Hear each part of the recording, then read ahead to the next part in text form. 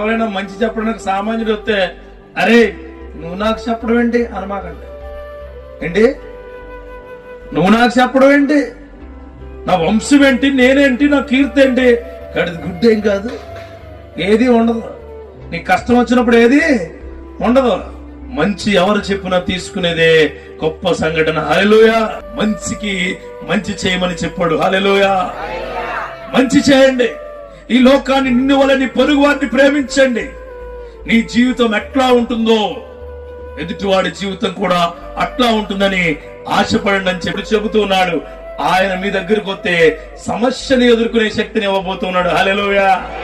సమస్యని ఎదుర్కొనే శక్తి దేవుని వల్ల మాత్రమే జరుగుతుంది. ఇంకెవరి వల్ల ఎప్పటికీ జరగదు. ఎప్పటికీ జరగదు. గుర్తుపెట్టుకోండి.